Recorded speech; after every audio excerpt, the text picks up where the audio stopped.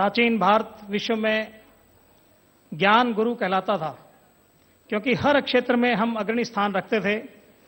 चाहे खगोल शास्त्र में आर्यभट्ट का योगदान हो, राजनीति और अर्थशास्त्र में चाणक्य का हो, चरक का आयुर्वेद में हो, या शल्य चिकित्सा में सुश्रुत का हो, हम अलग अलग विधाओं के विशेषज्ञ थे।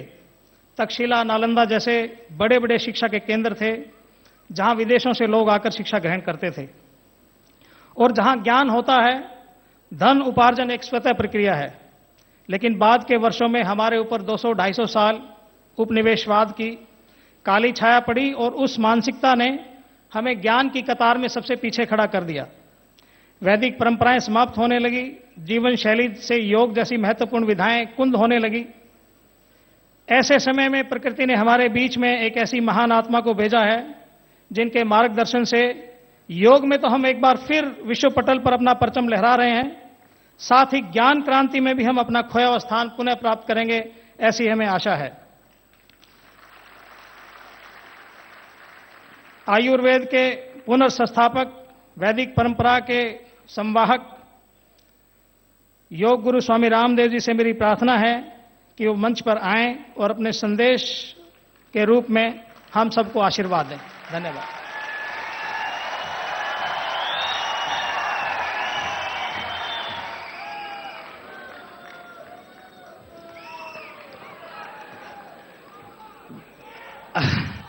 बालक तो मैंने बहुत जगह के देखे भाई, ये गुरु जंबेश्वर के बच्चे भी जोरीदार हैं।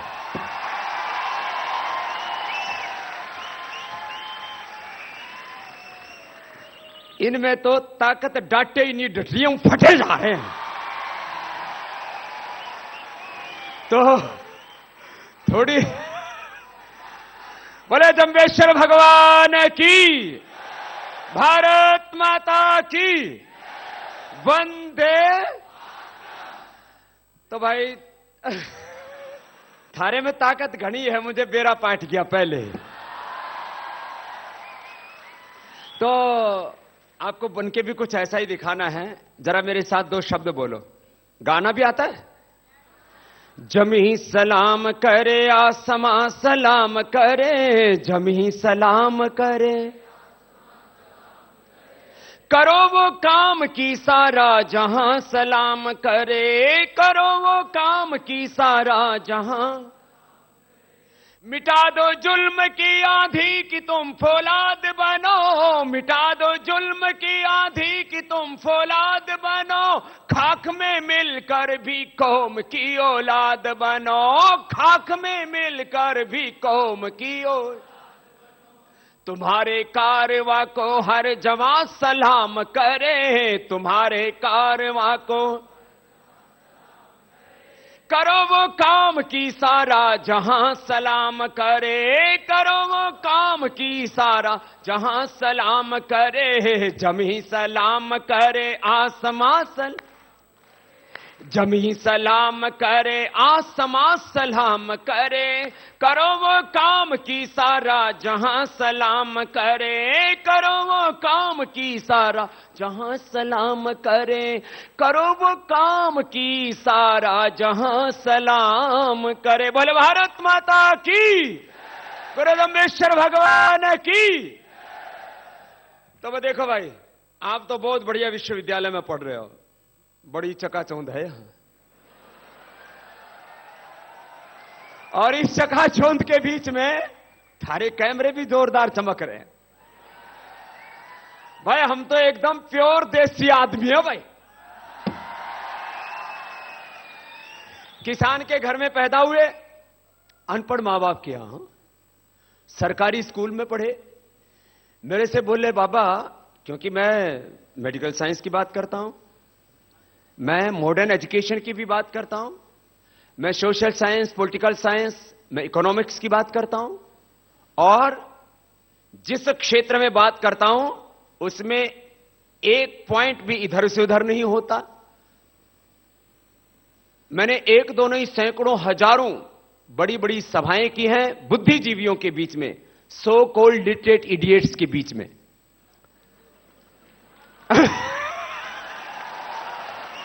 सो कॉल्ड लिटरेट इडियट्स मैंने इसलिए बोला कि भारत और भारतीयता के बारे में बात करने में उन लोगों को शर्म आती है, और हमको देखते हैं ना, भले बाबा जी क्या जानता होगा। लेकिन जब हम वहां खूंटे ठोकते हैं तो ऐसे झंडे गाड़ते हैं, फिर उनको कोई उखाड़ नहीं सकता। अभी पूरे देश के बड़े बड़े जो आर्थिक अखबार हैं, पत्रिकाएं हैं,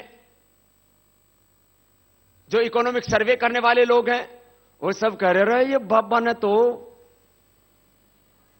चाड़े पाट दिए।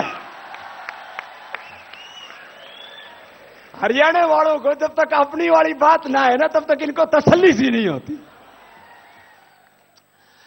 मेरे से अब इंटरव्यू के लिए आ रहे हैं वो दुनिया के बड़े बड़े अखबार, जो है उधर से wall street journal, Washington times, फिर हिंदुस्तान के सारे और दुनिया की बड़ी बड़ी एजेंसियां मेरे से बोले, बाबा जी अगले साल का आपका प्रोजेक्शन 5,000 करोड़ रुपए का है पतंजलि का। मैंने कहे तो अगले साल का ये 5 साल का सुनाएगा तो बेहोश हो जाएगा। बोले बाबा आपने पढ़ाई कहां की? एमबीए किया है, आईआईएम किया है, ऑक्सफोर्ड से हार्वर्ड से कम्बी से पढ़ के आए। मैंने कहा ना। बोले कहां पढ़े हो? मैंने कहा शीशम के पेड़ के नीचे बैठ के पढ़े हैं। स्कूल में शीशम के पेड़ के नीचे बैठ के पढ़ा करते। गुरुकुल में आए, एक गुरुकुल खानपुर है इधर महेंद्रगढ़ जिले में, नारनौल के पास। वहां हमारा क्लासरूम होता था, बड़ का पेड़। वो बड़ का पेड़ उस समय छोटा था, हम बड़े हुए तो हमारे बिदाड़ी आ गई, उस पेड़ का बिदाड़ी आ गई। तो उस बड़ के पेड़ के नीचे बैठ के पढ़े, फिर पीपल के पेड़ के नीचे बैठ के पढ़े। बोले बाबा जब आपने इंजीनियरिंग की नहीं, हमने कंस्ट्रक्शन कर रखा है करीब 50 लाख स्क्वायर फीट। फिर बोले इतना बड़ा इंफ्रास्ट्रक्चर खड़ा कर दिया आपने, इंजीनियरिंग का टोपा नहीं आता? फिर बोले जो है ये इतना बड़ा एम्पायर खड़ा कर दिया, एमबीए कहीं किया नहीं, आईआईएम में पढ़े नहीं, ये सारा ये प्लानिंग कौन करता है? मैंने कहा ऊपर वाला, भगवान करे। फिर मैंने कहा हम लोग आईआईएम में नहीं पढ़े, आईआईटी में नहीं पढ़े, ऑक्सफोर्ड हार्वर्ड कैम्ब्रिज में नहीं पढ़े, लेकिन अगले साल आईआईएम में, आईआईटी में, ऑक्सफोर्ड हार्वर्ड कैम्ब्रिज में बाबा रामदेव को पढ़ाया जाएगा। यह अहंकार के लिए नहीं कह रहा हूं, उनको पढ़ाना पड़ेगा। और जो हिंदुस्तान में जो बड़ी बड़ी कंपनियां मगरमच्छ की तरह हिंदुस्तान को खाए जा रही थी, उनको भी हिंदुस्तान को छोड़ के जाना पड़ेगा। ये परिस्थिति हम पैदा कर देंगे हिंदुस्तान के लिए। ये तो एक पहलू की मैंने बात की है, किसी से वैर विरोध हमारा नहीं है, लेकिन हमारी आंखों के सामने हमारे हिंदुस्तान की दौलत, हमारे हिंदुस्तान का वैभव लुटता रहे और हम मौन होकर के बैठ के देखते रहे, ऐसा नहीं हो सकता है। ये काम हमें करके दिखाना है। काला धन वापस लाओ। अभी नारे लग रहे, मेरे से बोले बाबा जी वो दोबारा कब आंदोलन शुरू होगा? काला धन तो आया ही नहीं। मैंने कहा थोड़ी देर डट जा बावड़े, अभी थोड़ा समय लगेगा। बोले बाबा कांग्रेस को तो समय दिया नहीं, मोदी को क्यों दे रहे? मैंने कहा भाई अपनों को पुचकार के रखना पड़ा है। तो आज आपसे कई संदर्भों में बात करनी, योग, आयुर्वेद, स्वदेशी, वैदिक संस्कृति, भारत की आध्यात्मिक और आर्थिक इस समय की अवस्था, और कैसे आपको और हमको मिलकर के, देखो भाई हमारे से अच्छी स्थिति में आप लोग हो। हमने तो जहां से अपनी यात्रा शुरू की थी वहां धूल भरी घड़ियां थी, अंधेरे थे, हम लोगों को लाइट में बैठ करके पढ़ने का मौका नहीं मिला। हमारे यहां तो वो तार जो गांव में से जाते हैं ना, फिर उनको वो लगा के अटकनी से लगा के करते हैं क्या, किल्ली कुंडी जो भी भूल के लगाते थे, वो लाइट के ऊपर यूं नंगे तार पर यूं डाल के, और फिर जो उससे गांव के 10-20 बालक इकट्ठे होकर एक जगह पढ़ा करते थे। और वो भी कभी कभी ऐसा अवसर मिलता था, बाकी तो लैंप जला के और फिर वो जो पेपर खराब हो जाते तो उसको भीतर से साफ कर करा करके जुगाड़बाजी करके पढ़ा करते थे। हाँ, आंखों की रोशनी इतनी तेज थी कि चांदनी रात में तो बिना ही लाइट के पढ़ लिया करते थे। ऐसी परिस्थिति में हम लोग पढ़े, अपने हाथों से गांव का, खेत का, घर का सब काम किया है। लेकिन एक बात हमेशा अपने दिल में थी कि भाई राम जी के भी 2 हाथ थे, भगवान कृष्ण के भी 2 हाथ थे, सारे ऋषि मुनि जिनको हम आदर्श मानते हैं उनके भी 2 हाथ थे। जब राम जी अपने 2 हाथों से पूरी दुनिया के दिलों में राज कर सकते हैं तो रामदेव तेरे भी 2 हाथ हैं, तू भी आगे बढ़, भगवान तेरे भी साथ है। भाइयों बहनों, ये कुछ बड़ी बात है। आपसे बात करेंगे हम कि इंसान को आगे बढ़ना है तो उसके लिए परिस्थितियां चाहे कितने ही प्रतिकूल क्यों ना हो, और यदि थोड़ी अनुकूल परिस्थितियां हैं तो और आपको सहयोग मिलेगा। आज आदरणीय श्री टंकेश्वर जी ने हमसे आग्रह किया कि हम यहां पर आएं, और आपका मैंने देखा सभी, चाहे हमारे मंच संचालक भाई थे विनोद बिश्नोई जी, चाहे गुरु जंबेश्वर जी के बारे में जिन्होंने हमें 1451वें वर्ष में जिनका जन्म हुआ, ऐसे वो महापुरुष गुरु जंबेश्वर जी का सामाजिक, आध्यात्मिक, दार्शनिक दृष्टिकोण जिन्होंने हमें बताया, ऐसे हमारे भाई कृष्णाराम जी और प्रोफेसर मेवा सिंह तुरान जी। मैंने कहा प्रोफेसर साहब आप कहां से आए? बोले बाबा जी मैं भी गांव से आया हूं आपकी तरह। बोले बाबा जी हम तो कच्चे घरों में पढ़े थे, बस मेहनत करते रहे यहां तक पहुंच गए। इंसान की जिंदगी में 3 चीजें होती हैं, तंदुरुस्ती बढ़िया होनी चाहिए, दिमाग तेज होना चाहिए और जी तोड़ मेहनत करनी चाहिए।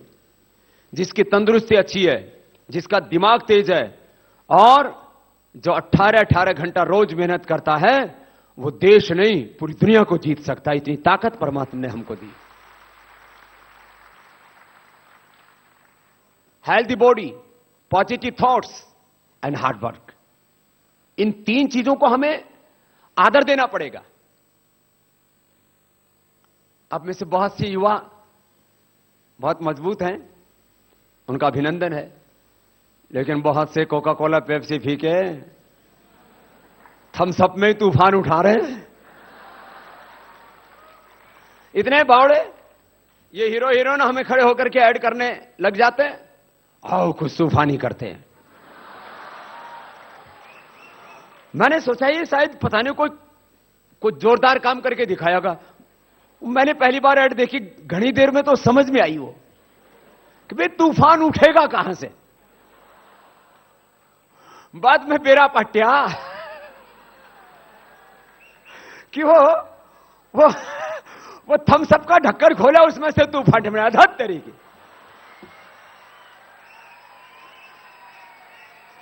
अरे तूफान थम्स अप में नहीं, तूफान जवान तेरे भीतर है। जिस दिन तू उठे तो जमाना में तूफान उठ जाए, ऐसा काम करके दिखा।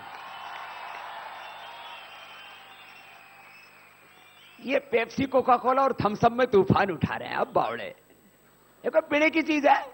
जहर मिला पानी पी रहा है। विदेश में, मैं तो लगभग पूरी दुनिया में घूम के आया हूं, विदेश में जो ये मिनरल वाटर है ना वो महंगा मिलता है, ये Pepsi, Coca Cola, Thums Up सस्ती मिले। मैंने पूछा, मैंने कहा भाई हिंदुस्तान में तो 10-12 रुपए की बोतल मिल जाती है मिनरल वाटर की, और वहां ये 35-40 रुपए मिले Coca Cola, Pepsi, Thums Up. मैंने कहा यहां उल्टा हो रहा है, वहां मिनरल वाटर 3-4 गुना महंगा है और ये 3-4 गुना सस्ती।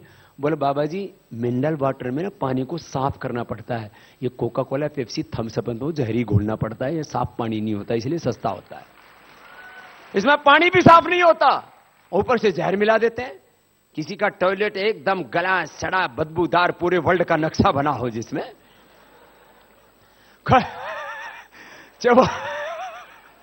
चाहे वो टॉयलेट सीट हो या आपका वॉश बेसन हो, 2 ढक्कन Coca Cola, Pepsi, Thums Up के डाल दियो, एकदम चकाचक साफ हो जाएगा। इसलिए हमने इसका नाम ही दिया ठंडा मतलब टॉयलेट क्लीनर। बर्गर खा के बर्बाद हो रहे, पिज्जा खा के अपनी फिजा खराब कर रहे।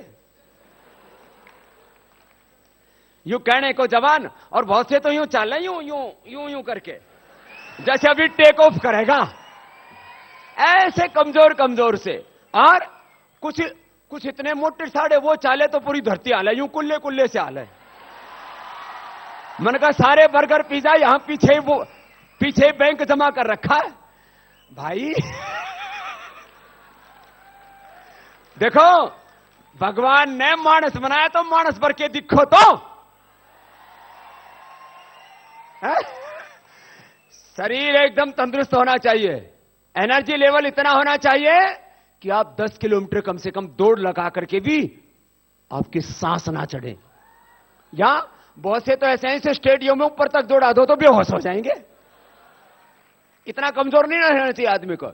जवान को सुबह उठ करके 1 घंटा पसीना बहाना चाहिए, 1 घंटा। आप में से कितने हैं जो सुबह 1 घंटा कम से कम एक्सरसाइज करते हैं? 20-25%। बीज के तो है ही। चलो इनका एक बार अभिनंदन कर दो, ये बहुत जरूरी है। अब मान लीजिए आप बहुत बड़े डॉक्टर बन गए, इंजीनियर बन गए, साइंटिस्ट बन गए और बड़े जो है कॉर्पोरेट हाउस आपने खड़ा कर दिया, नेता अभिनेता कुछ भी बन गए, और उस समय हो गया कैंसर, उस समय हो गया हार्ट की बीमारी, उस समय हो गया ब्लड प्रेशर, शुगर और लीवर किडनी फेल हो गया, क्या काम आएगा भाई? शरीर स्वस्थ रहना बहुत जरूरी है हर काम के लिए। मैं छोटे बच्चों से बताता हूं, मैंने कहा देखो यदि शरीर स्वस्थ नहीं है, 10 तीर लग गए तो क्लासरूम में नहीं बाथरूम में मिलोगे। जिसका शरीर स्वस्थ नहीं हो क्या करेगा? शरीर सबसे पहले स्वस्थ होना चाहिए, पहली बात।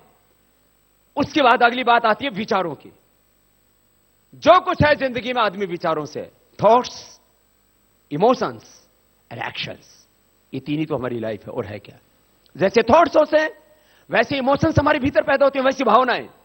मैं इस समय आप सबके भीतर ऐसी भावनाएं भरता हूं जिससे कि आपका जोश, आपका जुनून जगे, आपका शौर्य जगे, आपका पराक्रम जगे, आपका उत्साह जगे, और आपके भीतर एक ऐसा जज्बा जगता है कि आपको लगता है मैं दुनिया में कुछ भी कर सकता हूं। ये संवेदना ही तो और है क्या? और मैं यदि नकारात्मक बात करूं तो आप थोड़ी देर में यहां हुटिंग करने लग जाओगे। मैं यदि और नकारात्मक बात करूं तो कुछ लोग यहां से रोने लग जाएंगे, कुछ लोग यहां कुछ नारेबाजी करने लग जाएंगे। जैसे आप सोचते हो ना, वैसी संवेदनाएं आपके भीतर से पैदा होती हैं। आदमी रोता है तो संवेदनाओं से रोता है, आदमी हंसता है मुस्कुराता है तो संवेदनाओं से हंसता मुस्कुराता है, आदमी डिप्रेशन में जाता है, स्ट्रेस में जाता है तो उन संवेदनाओं के कारण से जाता है। और एक आदमी जिंदगी में जो कुछ होता है वो हमारी संवेदनाओं का परिणाम है। विचार, थॉट्स, संवेदनाएं, इमोशंस। जैसे थॉट्स, जैसे इमोशंस होते हैं वैसे एक्शंस होते हैं हमारी लाइफ में, और कुछ भी नहीं है। इसलिए मैं इस संसार में सबसे ज्यादा यदि किसी बात को महत्व देता हूं तो विचार को देता हूं। जैसा होगा हमारा विचार वैसा ही होगा हमारा संसार। जो कुछ इंसान जिंदगी में है उसके पीछे कारण है उसके विचार। मैं एक फकीर बना तो मुझे मेरे विचारों ने फकीर बनाया। आज कोई वजीर बनता है, कोई अमीर बनता है, जो जैसा होता है, कोई शाकाहारी है, कोई मांसाहारी है, कोई बीड़ी सिगरेट खाता है पीता है, कोई नहीं खाता पीता है, जो जैसा है उसके पीछे कारण है उसके विचार। इसलिए विचारों की पवित्रता बहुत जरूरी है, और जिसके पास में विचार की शक्ति नहीं है वो कुछ नहीं कर सकता। मैं हर सुबह उठता हूं, मेरा माइंड सेट क्या है मैं आपको बताता हूं। बहुत से लोग बोलते हैं बाबा आप ये बताओ आप कब उठते हो, क्या खाते हो, कब सोते हो और क्या सोचते हो? अब सुन लो, मेरा माइंड सेट सुन लो और मेरी दिनचर्या सुन लो। सुबह 4 बजे से पहले तो उठ जाता हूं, रात को 10 बजे सोने की कोशिश करता हूं। इसका मतलब ये नहीं कि मुझे नींद नहीं आती है, सोचा और तुरंत नींद आ जाती है। मेरे काबू में मेरा शरीर, मेरा मन। मैं अपने मन को बोलता हूं, ऑर्डर करता हूं, चुपचाप सो जा, इधर उधर मत भाग। यहां बहुत से present body absent mind classroom में बैठे हुए होते हैं और फिर पता नहीं क्या क्या सोच रहे होते हैं। हम कहां होते हैं और मन कहां खोया होता है। मैंने एक से पूछा, मैंने कहा भाई मन काबू में क्यों नहीं रहता? बोले बाबा जी पता ही नहीं लगता कब निकल के चला जाता है, ये कब बढ़ जावे और कब निकल जावे बेरा ही नहीं पड़ता। मैंने कहा भीतर कहां है कुछ पता है? बोले बाबा ढूंढने की कोशिश की, पैर से लेकर के और सिर तक मिला ही नहीं। मन कहां रहता है? कहां रहे? थमी बता दो, घनी समझदार हो। कहां रहे? सारे ऊक चूकी कड़े रहे, अरे विचार कड़े रहे यू कहे विचारों में रहे सुनो, अब ये बता दो, विचार कड़े रहे। अब सुनो, एक से मैंने पूछा, तो एक ये छोटे बच्चों से भी पूछता हूं मैं, बड़ों से भी, भाई ये मन जो है ना तुम्हारे काबू में नहीं आता, इसको पकड़ो। बोले बाबा जी पकड़े तो तब ना जब पता लगे ये रहता कहां है। तो एक से पूछा मैंने, कहां रहता है? बोले जी दिल में रहता है। फिर मैंने कहा तू चांद के बारे में सोच, देख चांद को। मैंने कहा दिख गया? बोले हाँ दिख गया। मैंने कहा कहां पहुंच गया? बोले चांद पे। मैंने कहा यदि यहां था तो वहां कैसे पहुंच गया? और एक सेकंड में सूर्य की से भी तेज गति है इसकी। मन जो है कोई अलग वस्तु है नहीं जिसको कि कहीं यहां से वहां उठा करके हम पटकते हो। ये हमारे इमोशंस हैं, हमारा एक राइट लेफ्ट ब्रेन है फिजिकली, उसके भीतर एक अदृश्य शक्ति रहती है, तो ये भौतिक तत्व ही।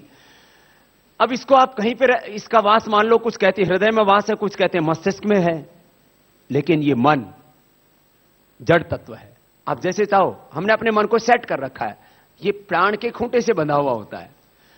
यदि आपका प्राण आपके कंट्रोल में है, जिसको ये समझ में ना आ रहा हो, एक प्रैक्टिस करके देख लो। 1 मिनट आप तेज श्वास लेकर के देखो। जिनको हार्ट की प्रॉब्लम हो, हाई बीपी हो, कमर में दर्द हो, बैक हो, हर्निया हो, मत करना। बाकी जिस जो कहते हैं ना जी मन काबू में नहीं आता, यदि आपका प्राण काबू में है तो प्राण के साथ ही जुड़ा हुआ है मन। जहां प्राण रहेगा वहां मन रहेगा। और जब प्राण छूट जाता है तो मन भी छूट जाता है। यूं तो प्राण के साथ ही जुड़े हुए, प्राण के साथ ही कनेक्टेड है हमारा ब्रेन, प्राण के साथ ही कनेक्टेड है हमारी इंद्रियां, प्राण के साथ ही कनेक्टेड है हमारा शरीर, हमारी इंद्रियां, हमारा मस्तिष्क, ये सब प्राण के साथ बंधे हुए हैं। इसलिए ये जो प्राणायाम हम कराते हैं ना, जिसकी अभी आज ने प्रोफेसर साहब बात कर रहे थे कि इससे हमारा सॉफ्टवेयर और हार्डवेयर ये दोनों ऑर्डर में रहते हैं। 99% आपके भीतर का सिस्टम कैसे काम करता है, आपको तो क्या बड़े बड़े साइंटिस्टों को नहीं पता कि ब्रेन और ब्रेन सेल्स कैसे वर्क कर रहे हैं, आई और आईज के सेल्स, अंदर का पूरा सिस्टम कैसे काम कर रहा है, हार्ट और हार्ट का पूरा, लिवर का पूरा सिस्टम, एक एक सेल, उस सेल के ऊपर जो रिसेप्टर्स हैं, उसका जो न्यूक्लियस है, उसके अंदर जो माइटोकॉन्ड्रिया, जीन्स हैं, क्रोमोसोम्स हैं, डीएनए, पूरा एक एक सेल, उससे बनने वाले टिश्यू, उनसे बनने वाले ऑर्गन्स, उनसे बनने वाला पूरा सिस्टम किस तरह से काम कर रहा है, आपको तो क्या वैज्ञानिक भी यहां पीछे रह जाते हैं। बात साइंटिफिक, बहुत रहस्यपूर्ण, रोमांचक है शरीर की रचना। बहुत से कहते हैं भगवान हमें दिखते नहीं, हमें दिखाओ तो सही। मैंने कहा अपने शरीर के एक एक कोशिका को और इस ब्रह्मांड के एक एक परमाणु को देख। कितने बड़े बड़े वैज्ञानिक हुए हैं जिन्होंने बहुत कुछ बनाया है, लेकिन धरती पर आज तक एक भी वैज्ञानिक नहीं हुआ जो शरीर की एक कोशिका बना सका हो या ब्रह्मांड का एक परमाणु बना सका हो। यह बनाने वाला तो केवल वो परमात्मा है। बहुत रहस्यपूर्ण और रोमांचक है पूरा अस्तित्व। बहुत से कहते हैं हमें भगवान दिखता नहीं। मैंने कहा अपने आप को तो देख रहा है ना, अपने आप ही को देख और इसके भीतर गहराई में जाता हुआ, गहराई में जा, और गहराई में जाता जाता तो खुद कह उठेगा। अंग्रेजी में एक शब्द है वाव। और ये एक अलग बात बता रहा हूं आपको, अंग्रेजी में वाव है और संस्कृत में है हाउ हाउ। ये वाव वाव करो या हाउ हाउ करो, ये जब आप गहराई में उतरते हो ना, तो ये सारा रहस्य आपके सामने जब खुलता है, तब आप खुद कह उठते हो this whole universe is the life form of God. ये सारा विश्व भगवान का मूर्त रूप है। अब लोग यूं कहते हैं हमें भगवान कहीं दिखा दो, हम यूं कहते हैं कि कौन सी ऐसी जगह है जहां भगवान नहीं है वो बता दो। अब कोई आदमी अपने घर में रह के अपने घर का एड्रेस पूछे, लोग कहेंगे बावड़ा हो गया है। हम भगवान में रह करके और भगवान का पता पूछते रहते हैं। कबीर साहब के बड़े अच्छे शब्द हैं, आपको भी समझ में आएंगे। पानी में मीन पियासी रे मोहे, सुनी सुनी आवत हासी, आत्मज्ञान बिना नर भटके, कोई मथुरा कोई काशी, जैसे मृगा नाभि कस्तूरी, बन बन फिरत उदासी रे मोहे, सुनी सुनी आवत हासी। जाको ध्यान धरे विधि हरि हरि मुनि जन सहस 88, सो तेरे घट माही विराजे, परम पुरुष अविनाशी रे मोहे, सुनी सुनी आवत हासी। है हाजिर के ही दूर बतावे, बहुत से पाखंडी हैं, कोई गुरु मंत्र दे रहा है, कोई भगवान को बता रहा है दूसरे तीसरे चौथे पांचवें सातवें आसमान पर हैं। भगवान जम्बेश्वर का योगदान है, इन्होंने सब पाखंडों से आदमी को दूर हटाया। है हाजिर के ही दूर बतावे दूर की बात निरासी, कहे कबीर सुनो भाई साधो गुरु बिन भर मन जासी रे मोहे सुनी सुनी आवत हासी, पानी में मीन प्यासी रे मोहे सुनी सुनी आवत हासी।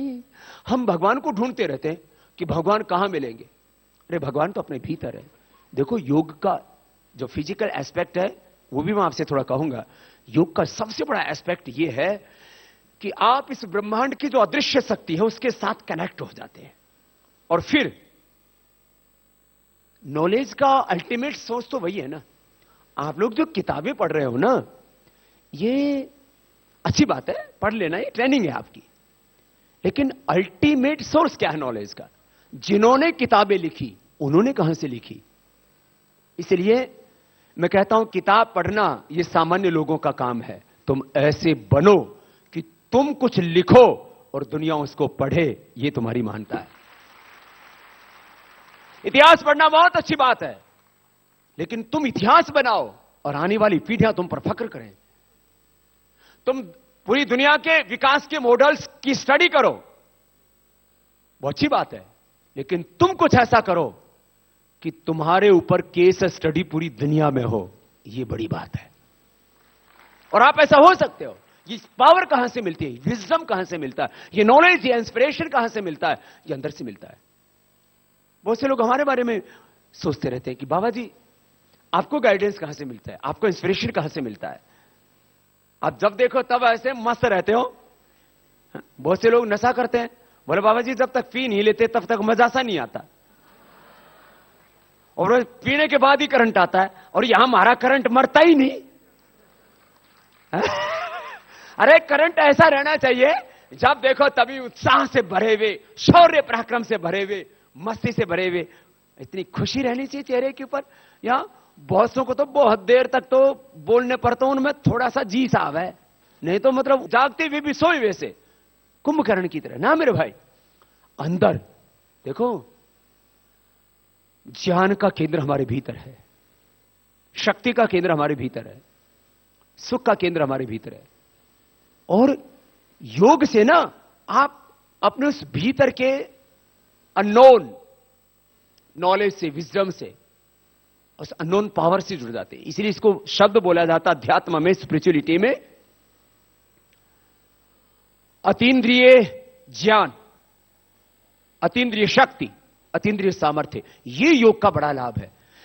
ये जो सामान्य योग के जो लाभ देखते हैं ना कि योग से फिटनेस बहुत अच्छी रहती है, योग से बीमारियां दूर हो जाती हैं, this is the initial benefit of yoga. This is not ultimate benefit and achievement of yoga. ये अंतिम लाभ नहीं है, ये सामान्य लाभ है। आज भी सुबह एक भाई करण सिंह आया, बोले बाबा जी मेरे अन्न नली में कैंसर हो गया था, ठीक हो गया बाबा। सारे अस्पतालों की रिपोर्ट उसके पास में, अन्न नली का कैंसर था। कपालभाति प्राणायाम जानते हो ना, सुबह सुबह किया करो। कपालभाति प्राणायाम करने से पौना घंटा कपालभाति, आधा घंटा अनुलोम विलोम किया। 2008 की बात है, वो मैं कालवा गुरुकुल में आया हुआ था जहां मैं पढ़ा हूं, तो वहां वो गया, उसको मैंने बताया भाई प्राणायाम कर। प्राणायाम किया, कोई दवाई नहीं लेना, अंग्रेजी ना देसी, खाली प्राणायाम किया, और 5-6 महीने में उसका कैंसर ठीक हो गया। आज 8, 9, 10, 11, 12, 13, 14, 15, आज 7-8 साल हो गए, एकदम टनाटन है। किससे? प्राणायाम से कैंसर ठीक कर लिया। लोग इसको आश्चर्य कहते हैं, नहीं कुछ भी नहीं है भैया, पूरा ट्रांसफॉर्मेशन होता है। मैं कह रहा था जो शरीर के बारे में हमें ज्ञान नहीं, योग से पूरी बॉडी ऑटो मोड पर आ जाती है। ऑटोमाइजेशन पूरे वर्ल्ड का हो रहा है, अभी हर सिस्टम का हो रहा है। तो योग ये बॉडी का ऑटोमाइजेशन है, ये इस शरीर की चाबी है, इस शरीर की कुंजी है, इस शरीर का शक्ति केंद्र है। योग से पूरा सिस्टम ऑटोमाइजेशन पर आ जाता है। आज जिन बीमारियों के बारे में पता लग गया उनको नाम दे दिया गया, ब्लड प्रेशर है, ये शुगर है, ये हार्ट की प्रॉब्लम है, ये ब्रेन डिसऑर्डर है, ये हार्ट का इजेक्शन फ्रैक्शन कम हो गया, ये लीवर का ये हो गया, किडनी का ये हो गया, अलग अलग बीमारियों का नाम दे दिया। जिस बीमारी का पता नहीं लगा, जिस बीमारी का पता नहीं लगा, कुछ को तो एसएलई, किसी को एमएस, किसी को जब बिल्कुल ही नहीं पता लगता तो एक नया नाम बोलते हैं मेडिकल टर्मिनोलॉजी में, उसको बोलते हैं ऑटो इम्यून डिजीज। क्या बोलते हैं? Auto immune disease. बोले इसका पता ही नहीं कैसे हो गया, बॉडी का जो ऑटोमेटिक सिस्टम था ना वो डिस्टर्ब हो गया। योग करो आप। योग कितनी देर? 10 से 20 मिनट की तो एक्सरसाइज कर लो। हर एक यंगस्टर चाहता है कि वो मजबूत रहे। सब बच्चों की इच्छा होती है, सब जवानों की इच्छा होती है, और बोलते हुए बाबा जी बस ऐसा कुछ बता दो बॉडी बन जाए। अब बॉडी बढ़ाने के लिए क्या क्या करते हैं? ये अलग अलग तरह के प्रोटीन्स खाते हैं। ये जितने भी आर्टिफिशियल प्रोटीन्स हैं ये हार्मफुल हैं। अलग अलग तरह के टॉनिक खाते हैं। अरे भाई, टॉनिक में ताकत नहीं है, ताकत तेरे भीतर है। अच्छा बताओ, ये हाथी इतना तगड़ा होता कौन सा टॉनिक खावा बताइयो? मैं भी पीछे बीएसएफ में था तो वहां सेंट्रल स्कूल में चला गया। मैंने बच्चों से बोला, मैंने कहा भैया हड्डियां बढ़ानी हो, शरीर की हाइट बढ़ानी हो। मैंने कहा तुम छोटे होते हो, फिर धीरे धीरे करके बड़े हो जाते हो, फिर जवान हो जाते हो। मैंने कहा किससे बड़े होते हो? बोले जी कॉम्प्लोन से।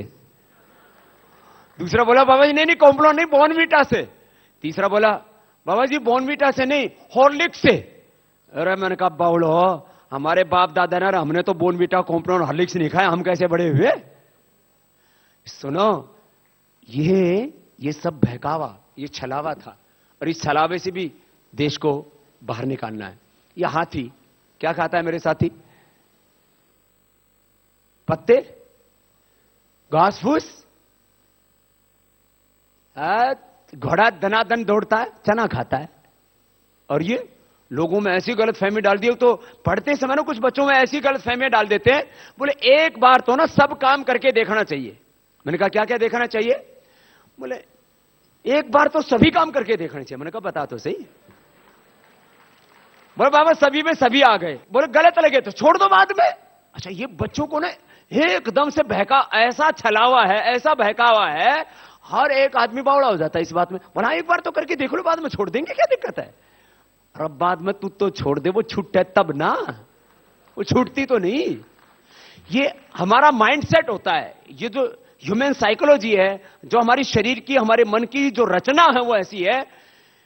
गलत बात एक बार भी हो जाती है ना तो छूटती नहीं, उसका संस्कार बन जाता है, उसकी याद अंदर चली जाती है। एक बार जिसने जिंदगी में दुराचार व्यभिचार कर लिया, वो चाहे दुनिया की नजरों से कितना ही बच जाए, उसकी आत्मा उसको हर समय धिक्कारती रहेगी, हर समय उसको कोसती रहेगी, नोचती रहेगी। नीच कहीं के, दुष्ट कहीं के, तू बेईमान है, ठीक नहीं है तू। आदमी से एक बार गलत काम हुआ, जिंदगी भर के लिए उसकी आत्मा उसको नोचती रहेगी, कोसती रहेगी, धिक्कारती रहेगी। आजकल क्या सिखाते हैं? बोले एक बार तो दारू पी के देख लो, एक बार तो गुटखा भी खा के देख लो, एक बार तो बीड़ी सिगरेट भी पी के देखो तो सही, इससे पता तो तभी लगेगा ना। तो मैं उनको एग्जाम्पल देता हूं। मैंने कहा एक बार आग में भी हाथ लगा के देखो। बोले बाबा जी तो पता ही है, जलता रहा, पता है ना बीड़ी सिगरेट पीने से कैंसर होता, तो फिर एक्सपेरिमेंट करना जरूरी है।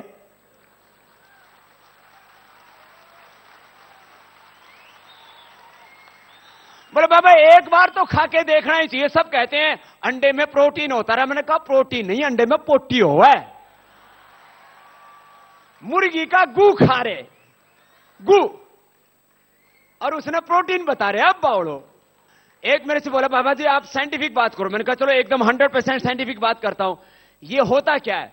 दरअसल मुर्गी पहले जो है, जो उसको अंडा बनता था वो 3 दिन में, 5 दिन में, 7 दिन में बनता था।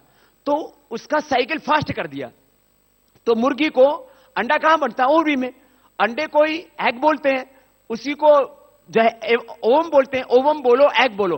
तो जो जानवरों का अंडा होता है या लेडीज के शरीर में जो अंडा बनता है, वही अंडा उसको बनता है।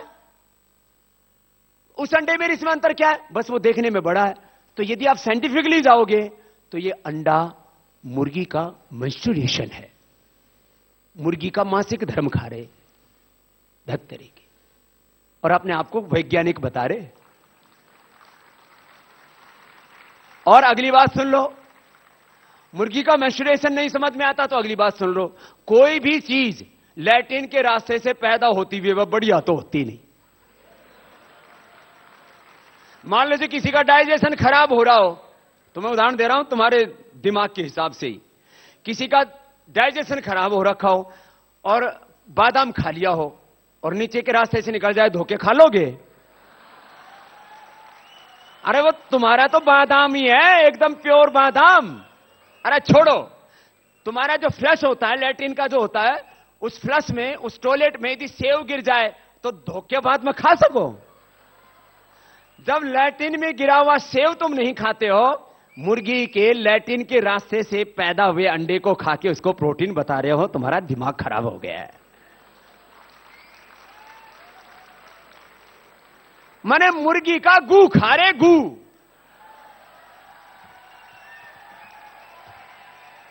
मैं जब बालक था, जब मैं बच्चा था, तब बचपन में एक बात, हम ऐसे कोई गांव में ना, किसी को यूं थोड़ी गाली गुली देनी हो, किसी को उल्हाना देना हो, तो लेडीज बोला करती थी, हम तो सुने थे भाई, ए गू खाने के। तो हम भी सोचा करते थे गू भी कोई खाने की चीज होता है। फिर हम जब शहरों में आकर देखा रहे, मन कहे तो देसी गू खा रहा है, धत्ते रहते। बताओ, अंडे खा रहे, क्योंकि खाने की चीज है, फालतू में। और रेडी वाले तो अंडे की जगह वो सिंघाड़ा भी बेच लेंगे, तो खुद न देख ले बावड़े। यूं कह रहा बाबा बेरोजगार कर दोगे रेडी वाले। अच्छा बताओ, अच्छा सुनो,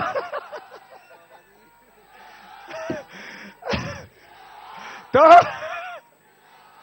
सुनो, अब बताओ, जितनी जमीन में ये मुर्गी पालन होता है, उतनी जमीन में आदमी गो पालन करे तो पाप से भी मुक्त हो जाएगा और गौ माता की सेवा से स्वर्ग में जाएगा। ये पूरे अलग अलग विषयों में मैंने पूरे साइंटिफिक इसके स्टडी की हुई है कि मुर्गी पालन में कितना खर्चा होता है, गौ पालन में कितना खर्चा होता है, कितनी उससे आमदनी होती है। देखो, पढ़ा हुआ हूं, गुरुकुल का हूं, लेकिन मॉडर्न सारे के सारे फंडे जानता हूं कि किस किस तरह से लोगों को बरगलाते हैं। मतलब एक वायरस डाल दिया, बोले एक बार तो सब काम करके देखने चाहिए। एक बार तो बीड़ी सिगरेट शराब भी पी के देखो, एक बार तो दुराचार व्यभिचार भी करके देखो, एक बार तो मांसाहार भी। हाँ, शाकाहारी बच्चे, अच्छे अच्छे परिवार हो, बोले एक बार मांस खा के देखो, फिर छोड़ देना। बोले एक बार टेस्ट तो करना चाहिए। मैंने कहा एक बार फिर गू भी खा के देखो। बस सारी चीजों को टेस्ट ही करना है तो लैट्रिन भी खा के देख, है तो खाने की चीज है। ऐसा माइंड सेट एक बार सब चीज करके देखनी चाहिए, यह कभी उचित नहीं है। जो कुछ करो वो विवेकपूर्ण करो, ज्ञान की आंखें खोल करके करो। फिर यूं तो कोई कहेगा एक बार साइंटिफिक खा के देख, बता भी नहीं पाएगा क्या खाया था। हर चीज करके देखने की नहीं होती है, ह्यूमन टेंडेंसी है, ह्यूमन माइंडसेट ऐसा है। एक बार जो कर लिया उसके करने की बार बार इच्छा होती है, और अच्छे की इच्छा हो या ना हो, बुरे की जरूर होती है। बोले बाबा ये अच्छा काम करने की इच्छा होनी थी, बार बार ये बुरा काम करने की क्यों इच्छा होती है? पत्ता पेड़ से गिरता है तो ऊपर की तरफ जाता है नीचे की तरफ, बोलो? और पानी, यदि पानी गिरता है तो ढलान की तरफ जाता है या ऊंचाई की तरफ?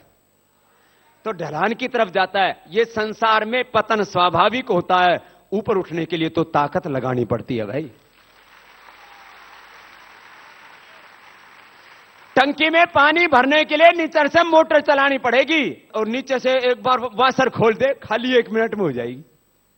गिरने के लिए कोशिश नहीं करनी पड़ती, उठने के लिए कोशिश करनी पड़ती है। यह जीवन का सिद्धांत। तो सुबह सुबह एक तो योग किया करो। योग में जवानों को शीर्षासन करना चाहिए, वृक्षासन करना चाहिए, दंड बैठक लगानी चाहिए। इतना ना कर सको तो सूर्य नमस्कार कर लिया करो। आप लोगों को थोड़ा योग बताना था ना, क्योंकि मुझे पता है सुबह सुबह तो तुम सोते रहते हो। वैसे कोशिश करना जितने दिन में यहां हूं 2-3 दिन आके सीख लो मेरे पास। देखो, सुबह सुबह खाली 5 मिनट सूर्य नमस्कार कर लो। कितनी देर? 5 मिनट में तो पसीना ऊपर से नीचे तक ऐसे चोने लगेगा, सहस्त्रधारा। कितनी देर करना है? खाली 5 मिनट कर लेना। अब 5 मिनट सूर्य नमस्कार करने के लिए आपको पहले धीरे धीरे करना पड़ेगा, बाद में बैलेंस बनेगा तो आप फास्ट भी कर सकते हो। 12 अभ्यास होते हैं इसमें, एक श्वास में एक अभ्यास, और प्राणों पर भी नियंत्रण, और पूरी बॉडी एकदम फिट। शरीर कैसा होना चाहिए मैं हमेशा बोलता हूं, अभी तो मैं थोड़ा खा पी के आया हूं, फिर भी बता दे रहा हूं, कोई दिक्कत नहीं है। उभरा हुआ सीना होना चाहिए, आपकी सधी हुई भुजाएं होनी चाहिए, सधी हुई जंघाएं होनी चाहिए, पेट कसा हुआ होना चाहिए और कमर एकदम पतली सी, ऐसे पकड़ो ना तो मुट्ठी में आ जानी चाहिए। देखो इतनी सी, आप अपनी चेक करके देख लेना, इतनी पतली सी कमर। और यदि साइड से देखो तो इतनी सी होनी चाहिए।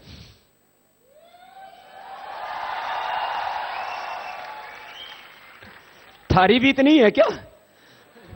जिन्होंने बर्गर पिज्जा और कोका कोला का कबाड़ा कर रखा है ना, उनकी मोटी मोटी हो रखी है। तो 5 मिनट देखो ऐसे, ये 5 मिनट मैं करके बता रहा हूं आपको। ऐसे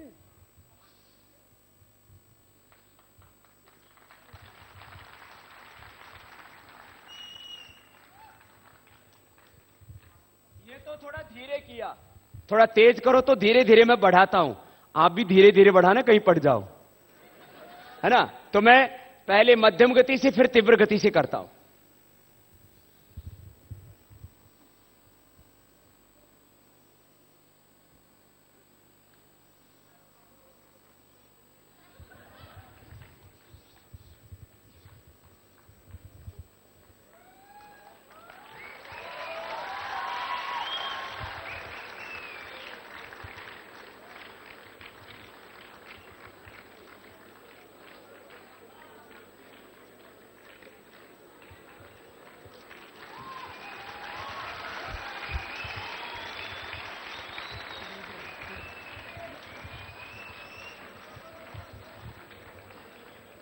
अब ऐसे करोगे?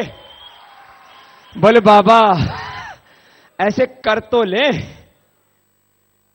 लेकिन बोले अभ्यास करना पड़ेगा। कर लो, ये तो मैंने आपको सरल अभ्यास बताया है, जवानों को तो और तेजी से करना चाहिए।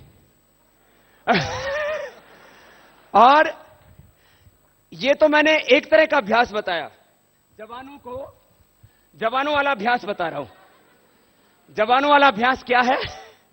जवानों वाला अभ्यास ये है कि हाथों पर शरीर का संतुलन बनाओ,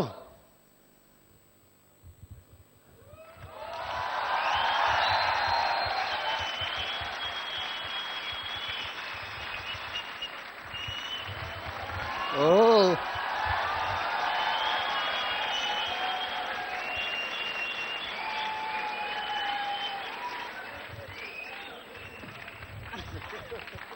अब आप करोगे?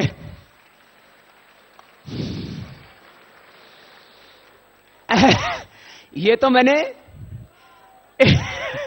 ये तो एक तरह की एक्सरसाइज बताई, सूर्य नमस्कार, और इसको बोलते हैं मोरचाल।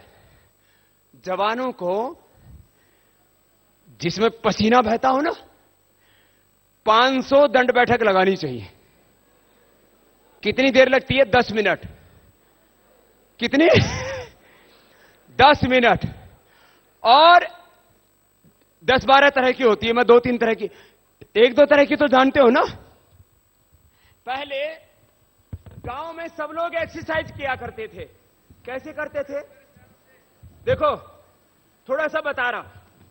पहले सब किया करते थे, ये तो सबको पता है, ऐसे, ये एक तरह की, फिर ये दूसरी तरह की, ऐसे जैसे गए वैसे ही आ गए, फिर ये तीसरी तरह की, फिर ये चौथी तरह की, ऐसे अलग अलग तरह से ऐसे करते थे।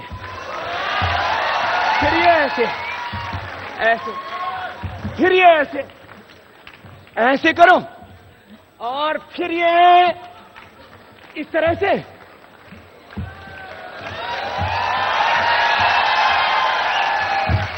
और ये तो हल्का ही था अभी। फिर और करना हो तो यूं कहना, बाबा हंगा जोर मार रहा है, तो फिर ऐसे, कैसे,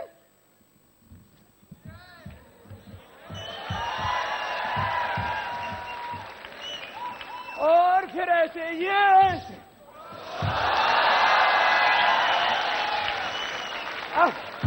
फिर और ये हंगा मार रहा हो तो यूं कर लेना।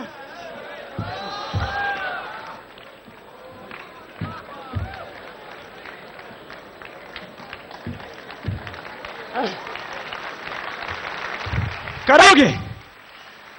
बोले बाबा कर तो ले, काबू नहीं लग रहा। सुनो, शरीर पर तुम्हारा कंट्रोल होना चाहिए। इतना एक्सरसाइज करके भी सांस नहीं फूलना चाहिए। थोड़ी सी मेहनत कर लो, जीभ गाड़ दे, ऐसे नहीं। सुनो, ये नहीं कर सको, ये तो कर सकते हो। सांस लेके दिखाइए जरा, ले लो, इसमें कौन सा टैक्स लाग रहा है? सुनो, ये आप लोगों को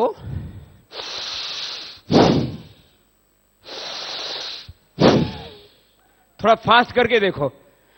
ये तो बीमारों के लिए है, धीरे धीरे वाला तो स्वस्थ के लिए क्या है? जो जवान है ना, 2 मिनट कर लेना, नवंबर दिसंबर में भी पसीना आएगा। कैसे?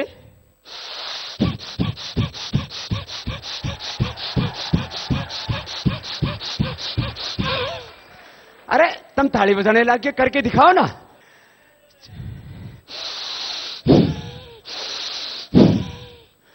जो बीड़ी सिगरेट पियोगे ना तो भीतर कबूतर बोलेंगे। क्यों? क्यों? क्योंकि जो बीड़ी सिगरेट पीते हैं ना, उनका फेफड़ा मजबूत नहीं होता है। और देखो, ऐसे तेज करने से एकदम पसीना आएगा और एनर्जी का लेवल कई गुना बढ़ जाएगा। एनर्जी का लेवल 2 मिनट कर लेना, और फिर जो कपालभाति है ना, ऐसे। ये तो कितना आसान है। जो जवान है तेजी से कर सकते हैं। उच्च रक्तचाप, कमर में दर्द, हृदय रोग, कमजोरी हो तो तेजी से नहीं किया जाता, याद रखना। उसे बीपी शूटअप कर जाता है। जवान को कुछ नहीं फर्क पड़ता, जवान तेजी से कर सकता है ऐसे। जिसको जो कहते हैं ना, मन तो काबू में नहीं आता।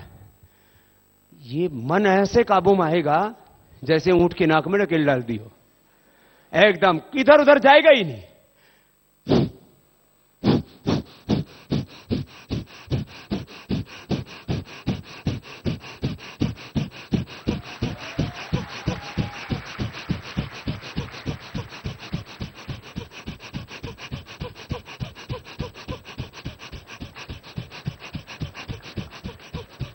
एक मिनट कर लेना, 1 मिनट में ही समाधि सी लग जाएगी।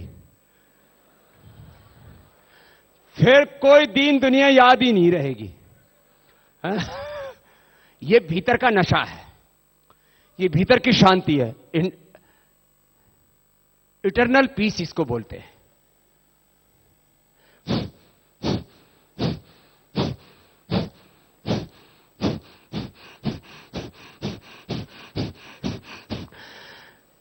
बाहर की हार्डवेयर तो ठीक कर सकते हो आप एक्सरसाइज करके। ये अंदर का जो सॉफ्टवेयर, इंटरनल सिस्टम है ना, वो प्राणायाम से अच्छा होता है। अच्छा, वैसे भी एक्सरसाइज आप हाथों की पैरों की कर लेते हो, बाहर के मसल्स अच्छे बन जाते हैं आपके। लीवर कैसे ठीक होगा? किडनी कैसे ठीक होगी? यूट्रस, ओवरी, प्रोस्टेट कैसे ठीक होंगे? पेनक्रियास, ये लंग, हार्ट, थायराइड, ये कैसे ठीक होंगे? उसके लिए ये इंटरनल एक्सरसाइज है।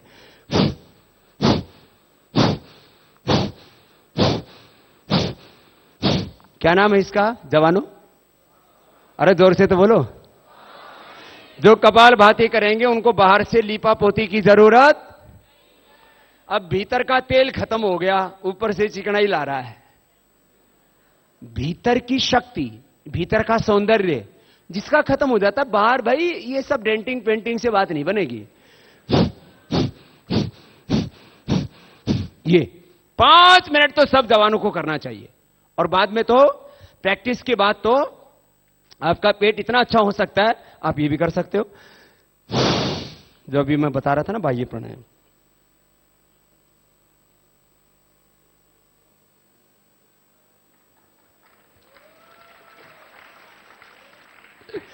श्वास को बाहर छोड़ दिया तो बाह्य प्राणायाम हो गया, और इसको घुमा दिया तो फिर तो एक जोरदार क्रिया हो जाती है।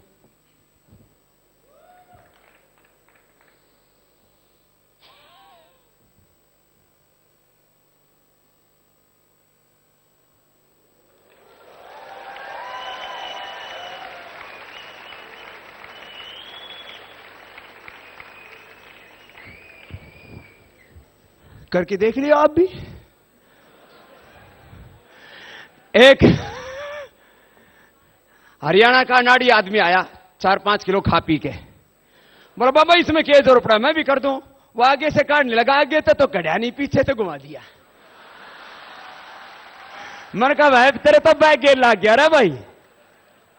तो सुनो, ये मैं आपको बता रहा था, सुबह सुबह उठ के क्या करो, योग। सुबह सुबह उठ के एक्सरसाइज करो, 20 मिनट की एक्सरसाइज। कितनी देर की? मात्र 20 मिनट आप एक्सरसाइज कर लेना, और उसी से ही आपकी बॉडी स्ट्रांग होगी। शरीर वज्र की भांति होनी चाहिए, शरीर की एक एक मांसपेशी फूल की तरह खिली हुई होनी चाहिए, ऊपर से नीचे तक। कहते हैं एक एक बोटी बोटी गिलना उसकी। और बेढंगा सा शरीर कोई अच्छी बात है? नहीं, शरीर मजबूत होना चाहिए, विचार अच्छे होने चाहिए, और मेहनत जी तोड़ करनी चाहिए। फिर देखो, तो मैं कह रहा था, मैं सुबह सुबह उठ के योग करता हूं 2 टाइम, कभी 4 घंटा, कभी 8 घंटा रोज योग करता हूं। उसके अलावा 10-12 घंटा और कर्म योग करता हूं, 1 घंटा मेडिटेशन करता हूं कम से कम। रोज 18 घंटा योग और कर्मयोग, यही मेरी दिनचर्या। एक दिन भी मैंने जिंदगी में छुट्टी नहीं ली। छुट्टी की छुट्टी कर रखी है हमने। No rest, no holiday. Entertainment करने के लिए एडवेंचर, एंटरटेनमेंट, ये अच्छे अच्छे ऐसे ऐसे शब्द घड़ रखे हैं। अरे मैंने कहा एक काम करते हुए थक गए, दूसरे में लग जाओ। एंटरटेनमेंट करने के लिए बाहर जाने की जरूरत क्या है? अपना माइंड सेट चेंज करो। कार्यांतर ही विश्राम है, आराम हराम है। क्या बोला? कार्यांतर ही, जोर से बोलो, कार्यांतर ही और आराम। बस 18 घंटा काम करते हैं, 5-6 घंटा सोते हैं, जब जागते हैं तब जग गए। सबसे पहले उठ करके माता भूमि पुत्र हम पृथिव्याः, धरती मां है, यह आदि माता है। सबसे पहले मां का जन्म धरती मां की कोख से हुआ था, इसलिए हम बोलते हैं धरती माता, भारत माता की जय। यह इसके पीछे का विज्ञान है। क्योंकि एक छोटा सा प्रश्न आपने सुना होगा, अंडा पहले पैदा हुआ या मुर्गी? आप ज्यादा समझदार हो तो आप बता दो। चुप हो गए। क्यों? क्योंकि यदि बताएं मुर्गी तो मुर्गी कहां से आई? अंडे से। यदि बताएं अंडा तो अंडा कहां से आया? मुर्गी से। तो पहले कौन सा आया? तो बिना मुर्गी के अंडा हो नहीं सकता, और अंडे के बिना मुर्गी नहीं हो सकती। तो सबसे पहली मां, सब मेरे साथ बोलिए, माता भूमि ही। बोले तो, माता भूमि ही पुत्रो हम पृथिव्याः। धरती हमारी मां है। मातृदेवो भव, पितृदेवो भव, आचार्य देवो भव, अतिथि देवो भव। इन महापुरुषों ने यही कहा था। देखो, हमारा जो अस्तित्व है ना, ये ऐसे अपने आप नहीं बन गया। इस यूनिवर्स के एक एक परमाणु से लेकर के इन बड़े बड़े घटकों ने, इकाइयों ने हमारी मदद की है। 1 cell equal to 1 body and 1 body equal to 1 universe. बहुत बड़ा रहस्य छिपा है हमारे इस अस्तित्व के पीछे, और ये सारी प्रकृति ने हमारी मदद की है। चाहे वो स्किन का एक एक सेल हो, चाहे वो ब्लड का, बोन्स का एक एक सेल हो, मसल्स का एक एक सेल हो, चाहे वो ब्रेन का एक एक सेल हो, एक एक सेल से लेकर के ये जो पूरी बॉडी है, ये इस प्रकृति के सहयोग से बनी है। इसलिए प्रकृति को विकृत नहीं करना। ये प्रकृति मां है, इसके साथ हम खिलवाड़ करेंगे तो उसका हमें दंड मिलेगा। यही भगवान जम्बेश्वर का उपदेश है। ये सीधा सीधा विज्ञान है कि आज air, water, soil, everything is polluted. चारों तरफ से वृक्ष काटे जा रहे हैं। कैसे जिएगा इंसान? मैं कहता हूं करो प्राणायाम, लेकिन प्राणायाम कहां से करें? ऑक्सीजन तो नहीं है। हम कितनी ऑक्सीजन लेते हैं? एक दिन में हिसाब लगाया, एक आदमी अपनी लाइफ में कम से कम 2.5 से 5 करोड़ रुपए की ऑक्सीजन ले लेता है। हॉस्पिटल में एक दिन भी भर्ती होते हैं आईसीयू में, और जो ऑक्सीजन का बिल आता है उसका मैंने बताया है। हॉस्पिटल के कमरे का तो किराया जोड़ा ही नहीं है मैंने इसमें। ऑक्सीजन कितने ले लेते हैं हम? ये प्रकृति हमें कितना कुछ दे रही है, ये धरती माता हमें कितना कुछ दे रही है। एक बीज डालते हैं, हजारों बीज करके हमें वापस कर देती है। बदले में क्या लेती है? हम बिना स्वार्थ के कुछ भी नहीं करना चाहते। ये सूरज कितनी रोशनी दे रहा है, जब से बना है तब से करीब 200 करोड़ वर्ष हो गए, धरती को रोशनी दे रहा है। हम कुछ उसको रिटर्न थोड़ी करते हैं, ना हम सूरज को कुछ रिटर्न करते हैं, ना कुछ धरती को रिटर्न करते हैं। यहां तो बिना आज नगद कल उधार, एक पैसा भी हम किसी को मुफ्त में नहीं देना चाहते। ये प्रकृति कितना हम पर उपकार करती है। इसलिए इन महापुरुषों ने कहा, गुरु जंबेश्वर ने कहा कि प्रकृति हमारी मां है। इस प्रकृति के साथ में हमारा एक बहुत गहरा संबंध है, इसके अनंत उपकार हैं, उसके प्रति कृतज्ञता का भाव रखो। तुम कोई पेड़ ना लगा सको तो कोई बात नहीं, लेकिन किसी पेड़ को काटना नहीं, क्योंकि एक पेड़ के काटने से उतना ही पाप होता है जितना कि किसी इंसान के हत्या करने पर। यह एक दर्शन है। इसके पीछे की जो फिलॉसफी है, इसके पीछे की जो फिलॉसफी है बहुत गहरी है। इन महापुरुषों ने कोई ऐसे ही नहीं कि बस जो कुछ मन में आया वही कह दिया, जो कुछ कहा वो त्रिकाल में सत्य होता है। ऐसे महापुरुष थे हमारे। तो मैं बात आपसे कर रहा था, सुबह सुबह योग करो, दिन भर कर्म योग करो। और इंस्पिरेशन क्या? एक तो इंस्पिरेशन मेरा ये है, कोई किसी राष्ट्रपति का, कोई प्रधानमंत्री का लड़का हो, लड़की हो, कोई किसी का परिवार वाला हो, कोई किसी का घरवाला या घरवाली हो, उनको बड़ा गौरव होता है, मेरा संबंध ओबामा से है, मेरा संबंध मोदी से है। अरे इनकी तो जागीर छोटी सी है, हिंदुस्तान के ऊपर जागीर है मोदी जी की, अमेरिका की जागीर होगी राजनीतिक दृष्टि से ओबामा की, लेकिन मैं उस भगवान का बेटा हूं जिसका ये सारा ब्रह्मांड है, जो विश्व पिता है, जो दुनिया का मालिक है, जो सारी दुनिया का मालिक है। उसको खुदा बोलो, अल्लाह बोलो, ऑलमाइटी गॉड बोलो, उसको भगवान बोलो। मैं उस भगवान का बेटा हूं। तो उस ईश्वर की सारी संपत्ति वैसे ही मेरी है जैसे किसी सुयोग्य पुत्र का सारा ऐश्वर्य होता है। मैं भगवान का हूं, भगवान मेरा है। मैं एक व्यक्ति नहीं, ये विचार की मैं बात आपसे कर रहा था, माइंड सेट की बात मैं कर रहा था। मैं एक व्यक्ति नहीं, मैं इस धरती पर भगवान का प्रतिनिधि हूं। मैं एक व्यक्ति नहीं, मैं इस ब्रह्मांड का प्रतिनिधि हूं। मैं भारत माता का प्रतिनिधि हूं। मैं एक व्यक्ति नहीं, और मैं इसको अनुभव करता हूं, मैं इसको जीता हूं। मैं पूरी दुनिया में घूमता हूं, यदि मैं कुछ भी गलत करता हूं, यदि पूरी दुनिया में जाके, तो लोग ये नहीं कहेंगे रामदेव ने ये कर दिया, ये कहेंगे कि हिंदुस्तानी फकीर आया था उसने ये कर दिया। मैं जिंदगी में कोई ऐसा काम नहीं करना चाहता, ना करूंगा जिससे मेरी भारत माता का माथा झुकता हो। यह है माइंडसेट जो हमें ऊंचा उठा करके रखता है। तो मैं आपसे यही कहूंगा, जिंदगी में कभी छोटा मत सोचना, छोटा विचार रखना नहीं। मैं एक व्यक्ति नहीं, मैं संपूर्ण भारत का प्रतिनिधि हूं। ये हिमालय मेरा सिर है, ये मेरी दाएं बाएं भुजाएं पूर्व पश्चिम है, मेरे पैर कन्याकुमारी है, मुझ में भारत बसता है। ये सोच जिस दिन हमारी हो जाएगी तो हम कभी भी जिंदगी में कोई गलत काम कर ही नहीं सकते, क्योंकि हमें उस समय महसूस होगा कि मेरे किसी भी कार्य से मात्र मैं और मेरा कुल परिवार ही नहीं, मेरा राष्ट्र प्रभावित होता है। फिर हम जिंदगी में कुछ ऐसा काम नहीं करेंगे जिससे कि हमारे राष्ट्र की एकता, अखंडता, संप्रभुता, राष्ट्र के सम्मान पर कोई प्रश्न आता। हम वो काम करेंगे जिससे हमारे कुलवंश का ही नहीं, हमारे राष्ट्र का गौरव बढ़ता हो। यह माइंड सेट होना चाहिए हमारा। छोटी सोच रखना, क्यों इंसान बनकर के भी छोटी सोच रखें, बात समझ में नहीं आती।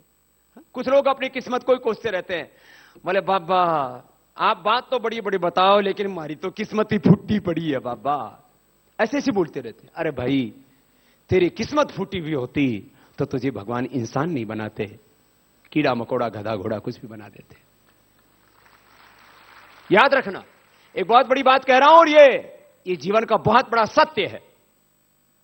भगवान ने चाहे हमें गरीब घर में पैदा किया या अमीर में, ब्राह्मण, क्षत्रिय, वैश्य, दलित, आदिवासी, वनवासी, किसी भी देश में, किसी भी प्रांत में, भगवान ने हमें इंसान बना करके पैदा कर दिया। बाकी काम तो हम अपने आप कर लेंगे, इतना हमारे भीतर हौसला होना चाहिए। यही विचार है जो आपको आगे बढ़ाता है।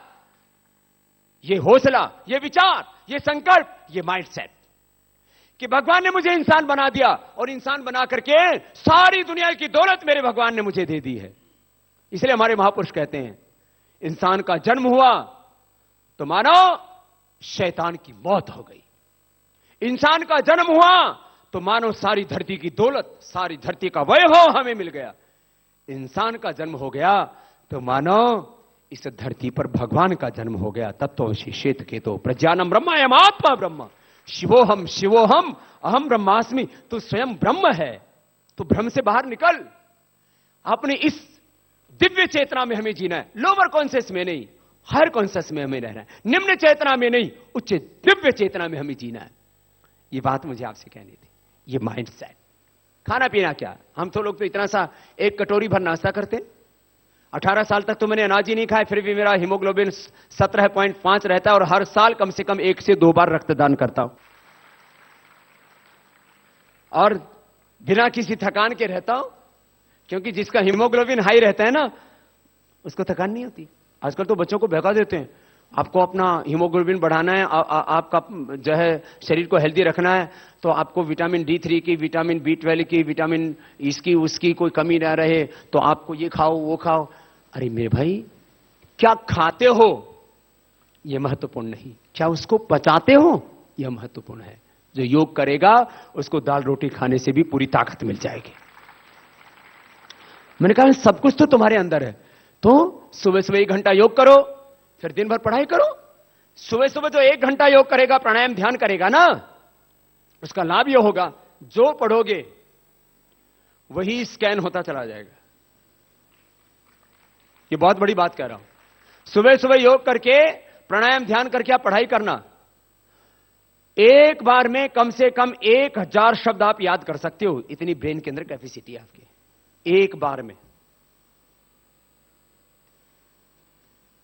हमने करीब 10,000 सूत्र मंत्र याद किए। कितने? 10,000। थोड़ी देर में याद हो जाता है, ऐसे पढ़ो ऐसे स्कैन हो जाता है। मशीन तो आदमी की बनाई हुई है।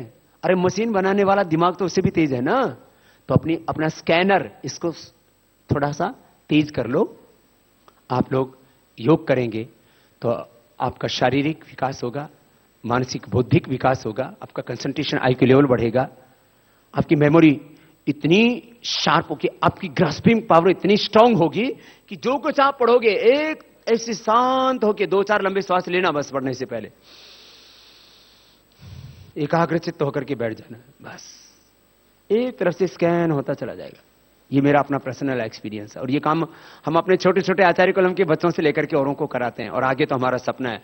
अब योग क्रांति के बाद इस देश में हम शिक्षा के क्षेत्र में वो क्रांति लाना चाहते हैं कि जो मैकाले ने हमारी शिक्षा पद्धति को बिगाड़ा, दोबारा से भारतीय शिक्षा का हम स्वदेशीकरण, भारतीयकरण करना चाहते हैं। ये काम भी हम करें, बहुत काम करना है। आचार्य कुलम हिसार में भी बनेगा, पूरे देश में भी बनाएंगे। मैं अंत में 2 बात कहकर के अपनी बात को पूरी करता हूं। मैं चाहता हूं पूरा हिंदुस्तान सुबह सुबह उठ करके योग करे, एक बात, जिससे कि किसी के जीवन में कोई बुराई ना आए, किसी के जीवन में कोई बीमारी ना आए। बुराइयों से और बीमारियों से ही भारत मुक्त हो गया तो बहुत आगे बढ़ेगा हमारा हिंदुस्तान। दूसरी बात, देश का पैसा देश में रहना चाहिए कि विदेश में जाना चाहिए? अरे बाल तो हिंदुस्तानी है, इन पे शैंपू विदेशी लगता है, तो पैसा कहां जाता है? विदेश में। दांत देसी और कोलगेट, पेप्सोडेंट, क्लोजअप, ये विदेशी ब्रांड है। देखो, पूंजी हमारी दुकान, हमारी दुकानदार, हमारे ग्राहक, हमारे फैक्ट्री, हमारी प्रोडक्शन, हमारा रॉ मटेरियल, हमारा फिनिश गुड, सब कुछ हमारा है, लेकिन ब्रांड के नाम से पैसा कहां जा रहा है? प्रॉफिट कहां जा रहा है? विदेश में। इनकी कोई हमदर्दी नहीं है, चाहे वो हिंदुस्तान यूनिलीवर हो, कोका कोला हो, पेप्सी हो, चाहे जॉनसन एंड जॉनसन हो, चाहे कोलगेट पैमोलिव हो, चाहे फाइजर हो, जितनी भी विदेशी कंपनियां हैं, इनकी हिंदुस्तान से कोई मोहब्बत नहीं है। क्या है? देश का पैसा कहाँ रहना चाहिए? देश में, और देश की भलाई में लगना चाहिए। इस काम को हम कर रहे हैं। आप भी अपने जीवन में संकल्प लीजिए कि हमें योग करके बीमारियों और बुराइयों से मुक्त रहना है और स्वदेशी का उपयोग करके देश को आर्थिक गुलामी से मुक्त बना करके भारत को आध्यात्मिक और आर्थिक महाशक्ति, परम वैभवशाली बनाना है। अपने आंखों के सामने, अपने हाथों से इस भारत को वर्ल्ड सुपर पावर हम बनता हुआ देखना चाहते हैं और ये काम हम सब मिलकर के करेंगे। अब किसी का भी कोई मुझसे प्रश्न हो तो कोई भी पूछ सकता है। स्वामी जी, हम संस्कारों की बात करते हैं जी बेटा। मेरा थोड़ा उसमें वे में पूछना है जी कि हमारी संस्कृति में कहते हैं कि बड़े जो कहते हैं उनकी पालना करो जी। और एक तरफ कहते हैं कि कोई गलत करता है तो उसको गलत करने से रोको और उसका प्रतिकार करते हुए अच्छा और सही करो जी। लेकिन अगर बड़ा ही गलत करे, हमारे घर के ही हमें अच्छा करने से रोके, तो उस वक्त हमें क्या करना चाहिए? देखो, 2 बातें इसके अंदर। जहां तक आपने प्रश्न किया, कुछ ऐसे मामले होते हैं घर में, परिवार में, संस्था में, जहां हमको ऐसा लगता है कि ये ऐसा नहीं, ऐसा होना चाहिए। तो इस तरह की राय हमारे घरों में, हमारे संस्थाओं में हो सकती है। उस समय हमें अपनी राय रख देनी चाहिए, निर्णय बड़ों पर छोड़ देना चाहिए। हमने तो यही देखा है, हमें फोकस खुद पर करना चाहिए। और यदि हम, खास करके विद्यार्थी काल में मैं बात कर रहा हूं, क्योंकि मेरे साथ भी बच्चे स्कूल में भी पढ़े, गुरुकुल में भी पढ़े, और हमारे साथ बहुत से और भी मित्र जुड़े इस राह में, जिन्होंने अपने ऊपर फोकस रखा वो कुछ कर पाते हैं। तो मैं सब संदर्भों में, एक बड़े कॉन्टेक्स्ट में इस बात को मैं कह रहा हूं, सब संदर्भों में हमें कोशिश ये करनी चाहिए कि हम चीजों को जो हमें जस्टिसफुल लगता है उसको हम कहें। फिर भी माता पिता, संस्थान में गुरुजन यदि उस बात के लिए एग्री नहीं हो रहे हैं तो हमें अपने काम के ऊपर फोकस करके कुछ ऐसा करके दिखाना चाहिए कि सारी दुनिया कहे कि ये जो लड़का है इसने कुछ ऐसा करके दिखाया है, इससे हम सब गौरवान्वित हैं। तो अपने ऊपर फोकस हम करके रखेंगे तो ये चीजें ज्यादा मायने नहीं रखती। वैसे सब कुछ जस्टिसफुल हो, इसमें तो मैं भी सहमत हूं और आप भी सहमत हैं। हाँ बाबा जी, आवाज के बारे में कोई योग हो तो बताओ। बोलने वाली आवाज का तो यह है, आपको पहले तो वोकेबुलरी आपको तैयार करनी पड़ेगी। जिस भी संदर्भ में, जिस सब्जेक्ट में, जिस एस्पेक्ट को लेकर के, जिस पहलू को लेकर के आप बात करना चाहते हैं, तो उस संदर्भ के आपके पास में कम से कम 100-200 शब्द होने चाहिए, बहुत अच्छे। और उन शब्दों के लिए आपको पहले अपना माइंड के अंदर एक शब्दों का बैंक बनाना पड़ता है। शब्द का एक शब्दकोश आपके दिमाग में तय करना पड़ता है कि मुझे इस संदर्भ में बात करनी है तो मेरे पास ये शब्द होने चाहिए। एक बात। दूसरी बात, किसी भी बात को कहते हैं तो आपका प्रोनाउंसिएशन, आपका जो उच्चारण है वो एकदम स्पष्ट होना चाहिए। तीसरी बात को बहुत धीरज से कहना चाहिए। चौथी बात ऐसे बोलो कि उसमें कोई हेरा फेरी नहीं होनी चाहिए। जो कहो ना वो दिल से कहो। दिल से कही हुई बात दिल तक पहुंचती है तो तालियां भी बजती हैं, लोग खुश भी होते हैं और प्रेरित होते हैं। मीन्स आपको ह्यूमन साइकोलॉजी भी समझना पड़ेगा। जो अच्छा वक्ता बनना चाहता है उसको मानवीय संवेदनाओं को समझना पड़ता है, शब्द की समझ होनी चाहिए, शब्द विन्यास की समझ होनी चाहिए, और उससे संबंधित पूरा जो साइंटिफिक पूरी स्टडी है, अतीत का, वर्तमान का, भविष्य का बोध होना चाहिए। मैं 3 शब्दों में बोलता हूं। यदि आप बहुत अच्छे वक्ता बनना चाहते हो तो अतीत का गौरव, वर्तमान का सामर्थ्य और भविष्य के सपने, कल्पनाएं आपके दिमाग में रहनी चाहिए, तो आप बहुत अच्छे बन सकते हैं। एक तो ये तो हो गया वक्ता के बारे में, और गाने के बारे में ये है, वैसे भगवान ने कंठ सबको दिया हुआ होता है, उसको साधना पड़ता है। जैसे एक अनाड़ी बैल हल चलाता है ना, तो लीक इधर उधर पाड़ देता है, उसको भी खूड में लाते हैं। तो आपको बचपन में थोड़ा अभ्यास करना चाहिए। मैंने कोई प्रोफेशनल सिंगिंग नहीं की है कभी भी, हाँ, उसके लिए वक्त ही नहीं मिला। पहले से गुरुकुल में पढ़ा, फिर और दूसरे वेद शास्त्र आदि पढ़ने में लग गया। लेकिन मैं बचपन में स्कूल में था तब कविता गाया करता था।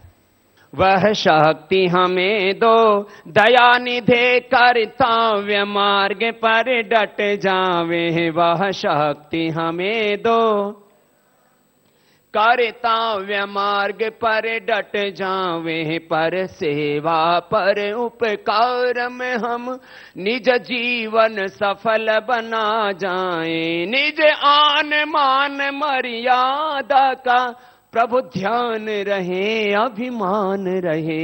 जिस देश में हमने जन्म लिया, जिस देश में हमने जन्म लिया, बलिदान उसी पर हो जावे। वह शक्ति हमें दो, दया निधे कर्तव्य मार्ग पर डट जावे। ऐसे तो बचपन में थोड़ा थोड़ा ऐसे गा लिया करो।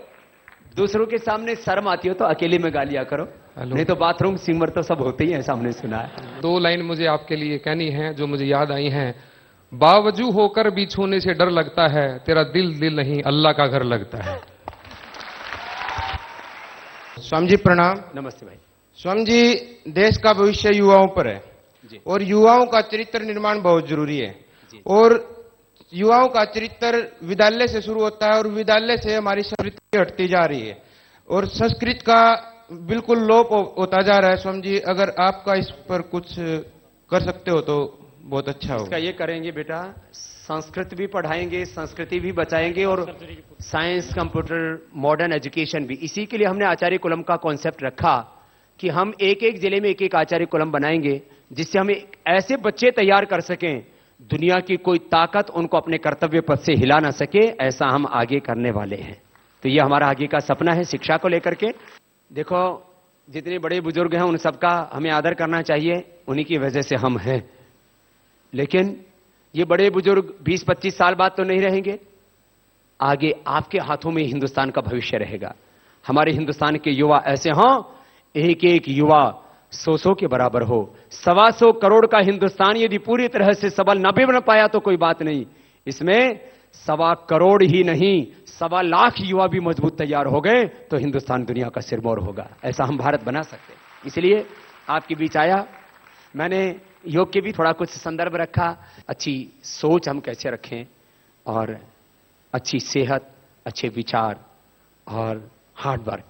मेरे तो जीवन का सार में 4 वाक्यों में कह करके अपनी बात को विराम दूंगा। बचपन से मेरे जीवन के 2 सूत्र रहे, विकल्प रहित संकल्प। मैं आपका भी साथ चाहूंगा। क्या बोला मैंने? एक बार जो संकल्प ले लिया, फिर चाहे दुनिया में प्रलय क्यों ना हो जाए, उससे पीछे नहीं हटना, अपने ध्येय पर आगे बढ़ते जाना। उत्तिष्ठत जागृत प्राप्य वरान्य बोधत। विकल्प रहित संकल्प। दूसरा, हार्ड वर्क। संकल्प तो बहुत बड़े बड़े ले लेते हैं हम, लेकिन मेहनत नहीं करते। मैंने कहा ना, मैंने जिंदगी में एक दिन भी छुट्टी नहीं की है। 9 वर्ष की उम्र से लेकर के आज तक एक दिन भी कोई नहीं कह सकता कि बाबा रामदेव यहां पर छुट्टी मनाने आए हुए थे। बहुत से हमारे कर्मचारी आधे समय पर छुट्टी रहते हैं, बहुत से अधिकारी आधे समय पर छुट्टी पर रहते हैं। और हिंदुस्तान में तो ज्योतिषी ऐसी बला हैं, ये बोले इस समय वो लग रहे हैं, सूतक लग रहे हैं, इस समय श्राद्ध लग रहे हैं, बिल्ली रास्ता काट गई मत जाना। अरे कोई शेर आ गया था, अरे बिल्ली रास्ता काट गई, इसको जाने दे, अपना काम कर। छींक आ गई, अब शकुन हो गया। अरे छींक आ गई तो कपाल भाती अनुलोम विलोम कर ले। छींक आ गई, अब शकुन हो गया। शनिवार को ये मत करना, शुक्रवार को ये मत करना, रविवार को ये मत करना। मैं कहता हूं सारे दिन, सारी घड़ी, सारी मुहूर्त शुभ हैं, क्योंकि धरती और ये सूर्य की गति से ये दिन रात बनते हैं। धरती भगवान ने बनाई, सूरज भगवान ने बनाया, इनके द्वारा बनने वाला कोई दिन अशुभ होता ही नहीं है। ये गुरु जंबेश्वर जी ने कहा है। हम पुरुषार्थ नहीं करना चाहते, आराम में ना बड़ा मजा आता है, ये झूठा मजा है। विकल्प रहित संकल्प और पुरुषार्थ, इसको मैंने कभी छोड़ा नहीं। मैंने कुछ अच्छी अच्छी बातें कही हैं जिंदगी के, मैंने बुरे अनुभव तो आपसे कहे ही नहीं है।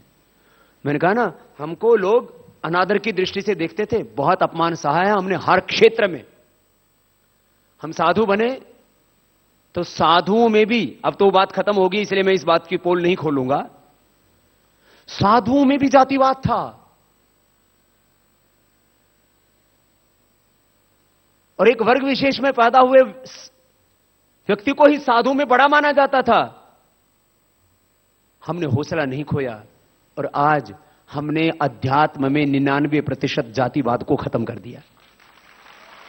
अध्यात्म में अब कोई जाति के नाम पर किसी का अनादर नहीं कर सकता। क्यों? क्योंकि हमने कहा भाई साधु होकर के फिर ये जात पात की बात ये शोभा नहीं देती है। लेकिन एक समय वो था जब हमारा भी बहिष्कार किया गया था जाति के नाम पर, हमने उसको सहा है, लेकिन कभी किसी को कहा नहीं। अब वो कर चुके हैं, उसे बाहर आ चुके हैं। जब वो ऊपर की तरफ जाता है ना सैटेलाइट, चांद की तरफ, तो बीच में एक जगह आती है, उसके बाद ऊपर जाने के बाद उसको कोई पकड़ नहीं सकता। अब भैया हमारा सैटेलाइट तो बाहर निकल गया। लेकिन आपको कह रहा हूं एक बात, ये सब चीजें हमने देखी हैं, जीवन में दर्द सहे हैं, लेकिन एक ही बात, पुरुषार्थ, कभी भी हमने हिम्मत नहीं हारी और ना हारने वाले हैं। अभी तक जो किया है ना, उसी पर लोग अभी रिसर्च कर रहे हैं। मेरे ऊपर शायद 50 से ज्यादा लोगों ने तो पीएचडी कर ली होगी, आगे सैकड़ों लोग उसके ऊपर डीलिट पीएचडी और करेंगे और पूरी दुनिया में इसके ऊपर केस स्टडी होंगी। मुझे उसकी कोई परवाह नहीं, उसकी भी बात नहीं है। बात इतनी सी है, अभी तक जो किया है ये तो हमने अभी फाउंडेशन तैयार किया है। आने वाले 50 वर्षों में वो करके दिखाएंगे कि सारी दुनिया भारत की ओर देखेगी। ये 2 सूत्र है, बस 2 सूत्र आगे के हैं, वो ऊंची साधना है जीवन की, हर समय ब्रह्म भाव और निष्काम सेवा भाव। अभी भी मैं जमीन पर सोता हूं, ये 2 चीजें थोड़ी देर में समझ में आएंगी, अभी जवानी है ना, थोड़ा कम समझ में आती है इसमें कुछ बातें। हर समय ब्रह्म भाव, भगवान में जीना, और जो कुछ है अपना सामर्थ्य सेवा के लिए लगे रहना, जमीन पर सोना, और कुछ अपने लिए नहीं करना, जो कुछ है collective prosperity and charity, trusteeship का भाव, इसी साथ हम लोग काम करते हैं। बस मैं आपसे इतना ही कहूंगा कि जिंदगी में खूब मेहनत करो, इतनी मेहनत करो, लोगों को कहना पड़ता है कुछ काम भी कर ले। हमको जो भी हमारे अत्यंत नजदीकी लोग हैं, सुबह से शाम तक एक ही बात कहते हैं, स्वामी जी थोड़ा आराम भी कर लो। मैं आप सबको ऐसा देखना चाहता हूं, जब आपको भी आपके मित्र ये कहें, आपके घर वाले ये कहें, आपके टीचर ये कहें, बेटा बहुत पढ़ाई हो गई, थोड़ा आराम भी कर लो, इतना पढ़ाई करो, इतना काम करो, कोई विश्राम नहीं, इतना आप चरे वेती की साधना करते रहें। बस आने वाले 50 वर्षों में हमें वो करना है, मैंने कहा, जिसका इतिहास लिखा जाएगा। भारत जिसने पूरी दुनिया को हेल्थ सिस्टम दिया, एजुकेशन सिस्टम दिया, टैक्सेशन सिस्टम दिया, political system, family system, social system, सब कुछ दिया भारत ने। 1,96 करोड़ 8,53,116 वर्ष पुराने, 200 करोड़ वर्ष पुरानी अपनी संस्कृति है। उस अतीत का गौरव लेकर के, वर्तमान का सामर्थ्य जगा करके, अपने हाथों से, अपनी आंखों के सामने हमें एक परम वैभवशाली भारत बनाना है। और मुझे पूरा विश्वास है उसमें जम्भेश्वर विश्वविद्यालय के विद्यार्थियों का भी एक बड़ा कंट्रीब्यूशन होगा।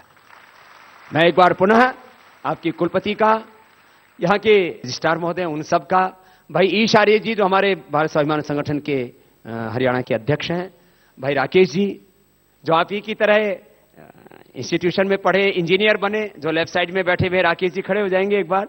ये यहां जिंदल ग्रुप में एक सीनियर इंजीनियर थे। अब ये सब अपनी नौकरी सब छोड़ छाड़ करके, अपने माँ बाप के इकलौते लड़के थे। हमारे तरह से ब्रह्मचारी होकर घर छोड़ना आसान है, गृहस्थ होते हुए अपना 99% समय देश के लिए देते हैं। ऐसे हमारे भाई राकेश जी, इनका भी अभिनंदन है। युवाओं में सब कुछ है। महर्षि दयानंद युवा थे, आदि शंकराचार्य युवा थे, चंद्रशेखर, राजगुरु, सुखदेव, भगत सिंह, ये सब युवा ही तो थे। और ऐसे ही हमको बनना है। हमारे भाई ईश आर्य जी तमाम, और आप में से भी मैं ऐसे भाई बहनों को देखता हूं। देखो भाई, हम तो भाई अच्छा सोचना जानते हैं, बुरा हमने कभी सोचा नहीं। और आपसे भी यह अपेक्षा करते हैं कि आप जिंदगी में ऐसा कुछ करेंगे जिससे कि आपको अपने ऊपर फक्र होगा, गौरव होगा, प्राउड होगा, और आपके ऊपर पूरा देश गौरव करे, आपको सब सलाम करें। अभी मैंने शुरू में भजन गाया था ना, ऐसे आप बन करके दिखाएं। अंत में मैं एक भजन गा करके अपनी बात पूरी करता हूं। भगवान आर्यों को ऐसी लगन लगा दे, भगवान, हम सब आर्य पुत्र है ना, वैदिक धर्म की खातिर जीना इन्हें सिखा दे, वैदिक धर्म की खातिर जीना इन्हें सिखा दे, देश और धर्म की खातिर मिटना इन्हें सिखा दे, भगवान आर्यों को। फिर राम कृष्ण निकले घर घर गली गली से, फिर राम कृष्ण घर घर गली गली से, अर्जुन व कर्ण जैसे योद्धारण स्थली से, अर्जुन व कर्ण जैसे योद्धारण स्थली से, भीष्म से ब्रह्मचारी और भीम महाबली से, गौतम कणाद जैमिनी और ऋषिवर पतंजलि से, ऋषिवर पतंजलि से, फिर से कोई दयानंद, फिर से कोई दयानंद जैसा ऋषि दिखा दे, भगवान आर्यों को ऐसी लगन लगा दे, वैदिक धर्म की खातिर, देश और धर्म की खातिर जीना मिटना इन्हें सिखा दे, भगवान आर्यों को। बोले भारत माता की, भारत माता की। सबको बहुत बहुत प्रणाम।